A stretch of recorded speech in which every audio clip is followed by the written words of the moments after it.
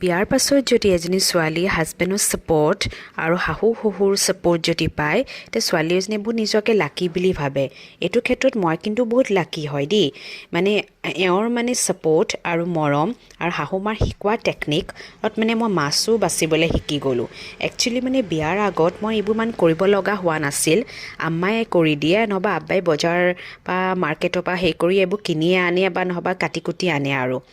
ইমান কৰিব লগা নহৈছিল এতিয়া এওঁ কৈছে শিকাটোতো কোনো ডাঙৰ কথা নহয় কেতিয়াবা যদি আমাৰ দৰকাৰ হয় এতিয়া মই সেইটো মানে মাছ কাটিব পাৰিম ফিউচাৰলৈ তাৰপিছত আম্মাই কাটি দিছে আম্মাই পিচটো আম্মাক কৰিব ক'লোঁ তাৰপিছত দেখিছেনে ভিতৰতে আকৌ সৰু মাছ এটা ওলালে মানে মাছে মানে মাছটো খাই আছিলে সৰু পোৱালি তাৰপিছত আম্মাই মোক পিচবোৰ কৰি দিলে মই আম্মাক কৈছোঁ আপুনি পিচ কৰক আম্মাই পিচখিনি কৰি দিলে কৰাৰ পিছত আৰু মই বনালোঁ এইটো শাল মাছ হয় আৰু খাবলৈ ইমান টেষ্টি মানে মাছটো নহয় মই প্ৰথমতে হালধি নিমখ সানি ল'লোঁ তাৰপিছত ফ্ৰাই কৰিলোঁ আম্মাই কৈছিলে যে শাল মাছ আৰু এওঁ কৈছিলে শাল মাছটো বোলে জালুক দি খাবলৈ বহুত টেষ্টি হয় বোলে চ' আলু কাটি ল'লোঁ মই আলুটো ফ্ৰাই কৰিলোঁ তাৰপিছত জালুক দি পেলাই বনালোঁ আৰু মানে খাবলৈ বহুত টেষ্টি হৈছিলে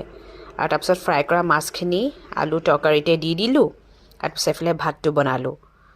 খাবলৈ মানে ইমান টেষ্টি হৈছিলে নহয় আশা কৰোঁ আপোনালোকে ভাল পালে আৰু ছাবস্ক্ৰাইব কৰিব কিন্তু দেই বাই